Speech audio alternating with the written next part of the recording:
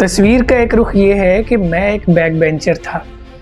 ऐसा स्टूडेंट जिसको अगर सवाल का जवाब भी आता है तो उसमें इतना कॉन्फिडेंस नहीं होता था कि खड़े होकर उस्ताद को बता सके। मतलब कॉन्फिडेंस की बहुत ज़्यादा डेफिशिएंसी थी। और फिर तस्वीर का दूसरा रुख ये था कि मैं ही था और मैं स्टेज पे खड़े होके कॉलेज लेवल के 100 से 150 स्टूडेंट्स की क्लास को पढ़ाता था।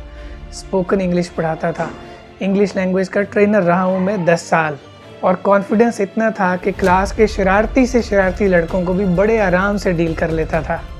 जिस बैक बेंचर की बैक बेंच पे खड़े होते टांगे कांपती थी, वो स्टेज पे खड़े होके कभी नहीं डगमगाया था। ये कहानी बदली कैसे, यहाँ से यहाँ तक कैसे आई, ये एक ट्रेनर का कमाल है, एक टीचर का कमाल है। मेरी ज़िंदगी में एक ऐसा टीचर आया जिसने मुझे बदल के रख दिया, मेरी कहानी को पूरी तरीके से बदल दिया। उस ट्रेनर, उस टीचर का नाम है प्रोफेसर कादिर बख्श। मेरे बड़े भाई हैं वो।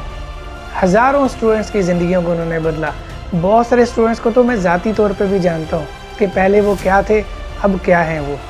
आप कुछ भी कर रहे हैं और नहीं कर सकते तो अपनी ज़िंदगी में किसी अच्छे उस्ताद को शामिल कर लें। आज के दौर में उस्ताद को आप आसानी से ढूंढ सकते हैं। आप तलाश करने वाले तो बने। इंटरनेट भरा पड़ा है उस्तादों से।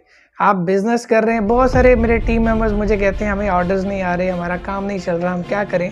तो मेरा उनसे यही सवाल होता है कि आप किस उस्ताद से सीख रहे हैं कारोबार करना।